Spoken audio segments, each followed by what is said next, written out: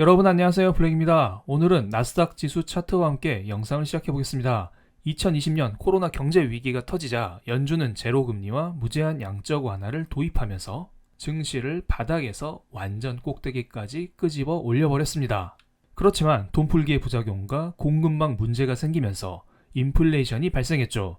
연준은 이를 막기 위해 이제는 금리를 다시 올렸고요. 이로 인하여 23년에는 경기 침체가 온다는 전망과 함께 증시가 이렇게 쭉 내려왔습니다. 그리고 이미 충분히 내려간 상황에서 앞으로 심각한 경제 위기가 온다고 더 증시가 내려간다는 사람이 많았었죠. 그런데 이게 무슨 일인가요? 실제로 미국에서는 IRA 법안이 발의되고 정부에서 국채를 적극적으로 발행하면서 이를 기반으로 경제 성장 및 증시 상승을 일으켜버렸습니다. 경제 위기가 온다면서 경제 위기만을 외쳐왔었던 사람들은 난감한 상황에 처해버렸습니다. 그래서 많은 사람들은 이제는 2023년 경기 침체는 물 건너갔으니까 24년에는 경기 침체가 오지 않을까? 이러한 이야기를 하고 있어요. 작년이 안 되니까 올해에 온다면서 난리를 치고 있습니다. 참고로 제가 믿고 보는 블러드 전 연은 총재는 경기 침체에는 당분간 없다. 침체가 올지라도 미국 경제는 완만한 침체를 겪을 수 있다라는 말을 하면서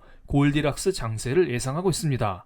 그렇지만 많은 사람들은 여전히 불안한 말을 내뱉고 있습니다. 가장 최근에 2024년 미국 경제학회가 열렸습니다. 이 자리에 로리 로건 댈러스 연은 총재를 비롯해서 여러 교수님들이 참석해서 좋은 말씀을 해줬습니다. 이 중에 가운데에 계신 로버트 베로 하버드대 교수의 말을 잠깐 보겠습니다. 이분은 이런 말을 했습니다. 작년에 미국을 놀라게 한 실리콘밸리 은행 사태와 같은 일이 또다시 벌어질 수 있다고 경고를 날렸습니다. 저도 이 부분에 대해서는 아주 동의하고 있습니다. 그렇지만 이 사태가 경제 위기로 이어질지는 그때 가봐야 아는 것입니다. 참고로 작년에는 은행이 파산하자 연준에서 돈을 재빠르게 풀어서 이를 바로 막아버렸죠. 아마도 비슷한 사태가 발생하면 비슷하게 해결할 가능성이 높아 보입니다. 그리고 베로 교수는 현재 미국 경제는 2024년까지 경기 침체가 일어날 가능성이 있음을 시사하고 있다라고 했는데요. 그런데 최근에 발표된 미국의 경제 지표들을 보면 그렇진 않아 보여요. 지난주에 미국의 고용보고서가 발표가 되었죠. 고용보고서에서는 여러 가지 항목이 있지만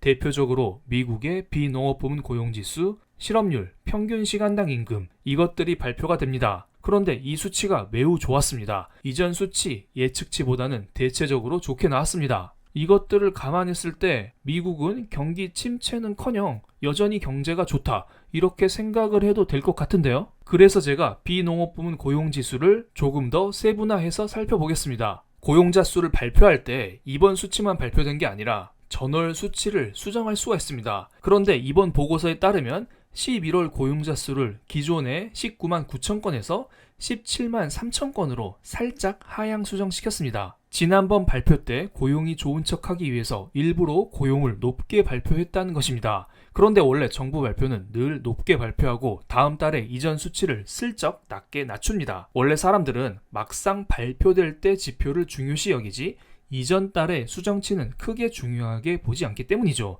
정부에서는 늘 이것을 이용하면서 고용자 수를 과도하게 늘리고 있었죠. 이번에 발표된 12월 달 비농업부문 고용자 수 역시 다음 달에 하향 조정될 가능성이 높죠. 하지만 이것은 늘 그래 왔었기 때문에 증시에는 큰 악재로 작용하지는 않을 것으로 보입니다. 그리고 어떤 나라가 무한대로 성장할 수 없기 때문에 이것은 당연할 수 있겠지만 신규 고용 창출이 점점 약해지고 있죠. 비농업 부문 고용자 수가 점진적으로 줄어들고 있습니다. 그만큼 미국의 경제 성장 속도가 둔화되고 있다라고 해석할 수가 있습니다. 그리고 신규로 창출된 고용자의 세부 항목들을 보겠습니다. 어느 부문에서 일자리가 많이 늘었고 많이 줄었는지 정리된 자료입니다. 2022년 12월달, 23년 10월달, 11월달, 12월달 이렇게 4개의 달이 정리되어 있는데요. 맨 오른쪽 23년 12월달 수치가 이번에 발표된 수치입니다. 그리고 수치가 크게 표기된 것들은 대분류상으로 구분해 놓은 것이기 때문에 중복된 것이 많습니다. 예를 들어 이번 수치 기준으로 보면 전체 비농업 부문자 수는 216으로 표기되어 있는데 이 수치가 토탈 프라이빗인 164와 가버먼트인 52로 나누어서 들어가져 있습니다. 그래서 제가 이러한 상위 항목들은 가려보겠습니다. 그런데 이 중에서 유독 숫자가 많이 나오는 항목들이 있어요. 서비스업과 정부에 의한 고용인데요. 정부에 의한 고용은 작년에 비해서 올해 전체적으로 10배 정도 꾸준히 높게 유지가 되고 있습니다. 전체적으로 고용 상황이 안 좋으니까 정부에서 조금 더 힘을 써서 자체적으로 고용 수치를 높이고 있다라고 해석할 수도 있겠고요. 그런데 이렇게 정부에서 일자리를 막막 채워 넣어도 이전 장표에서 보여드렸듯 비농업 부문의 고용자 수는 지속적으로 감소 중입니다. 그렇기 때문에 전체적인 고용 상황이 조금씩은 안 좋아지는 것은 맞아 보입니다. 또한 이번에는 서비스직을 볼게요. 서비스직의 일자리는 늘 넘쳐났습니다. 하지만 서비스업도 살짝 균열이 가고 있는 상황이죠. 이것은 정규직이 아니라 서비스 부문에서 임시직의 고용 숫자를 정리한 것인데요. 임시직의 고용자 수가 피크를 찍고 쭉 떨어지고 있습니다. 경제가 안 좋기 때문에 사장님들은 임시 노동자를 쓸 필요성이 조금씩 줄어들고 있는데요. 지금까지 경제 위기 이전에 임시직 수치의 감소가 쭉 나와왔었습니다. 이런 것들을 감안했을 때 임시직 고용자 수의 감소를 그냥 넘기기에는 무리가 있어 보이죠. 이대로 가다가는 이번에도 경제 위기가 발생할 수 있기 때문입니다. 어쨌든 고용 측면에서는 둔화되고 있다는 게 보는 게 맞아 보입니다. 이렇게 둔화되는 고용을 잘 조절하여 약한 침체로 유도하는 게 연준의 역할이겠죠. 그리고 미국에서는 내수가 전체 경제의 70%를 차지합니다. 그렇기 때문에 ISM 제조업 PMI보다는 ISM 서비스업 PMI가 조금 더 중요한데요. 이번에 발표된 ISM 서비스업 PMI는 50.6이 나왔습니다. 일반적으로 50을 기준으로 52에 위치하면 서비스업 호황이라 부르고 50 이하에 위치하면 서비스업 위축이라고 부릅니다. 50.6이라는 수치는 약간 애매하게 걸쳐 있기 때문에 호황이냐 침체냐 이것을 판단하기에도 약간은 애매해 보입니다. 그런데 세부 항목들 중에서 고용 항목이 매우 낮게 나왔습니다.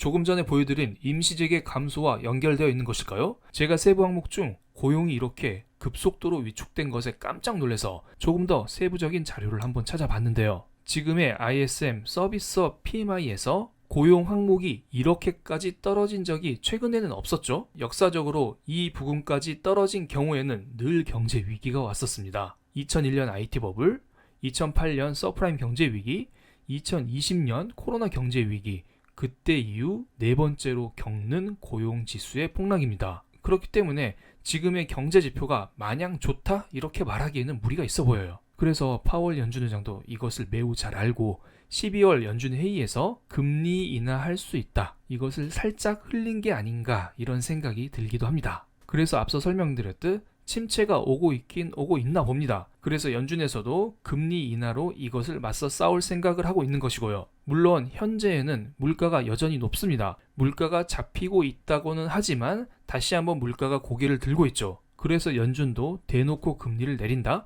이것은 무리가 있어 보이고 많은 고민을 하고 있는 것으로 보입니다. 그렇기 때문에 우리는 늘 성장하는 쪽에 주목해야 된다. 이 부분은 제가 여러 번 말씀드리고 있습니다. 요즘에 인공지능이 대세입니다. 그래서 인공지능의 진심인 마이크로소프트가 상대적으로 인공지능을 소홀하게 하고 있는 애플을 제치고 시가총액 1위로 올라갈 가능성이 점점 높아지고 있는 상황이고요. 그리고 이와 함께 반도체 산업 역시 덩달아 커지고 있습니다. 증시가 꾸준히 올라가고 있기 때문에 고점에 대한 두려움이 있지만 우리는 이 와중에 성공 투자를 하기 위해서는 성장하고 있는 섹터에 투자를 해야 됩니다. 그리고 증시 자체가 2023년부터 많이 올라와 있기 때문에 우리는 늘 하락에도 염두를 해야겠죠. 이 부분에 대해서는 최근에 전체 라이브를 통해서도 설명드렸으니 이 부분을 참고해 주시면 감사하겠습니다. 그럼 오늘 영상 여기서 마치겠습니다. 감사합니다.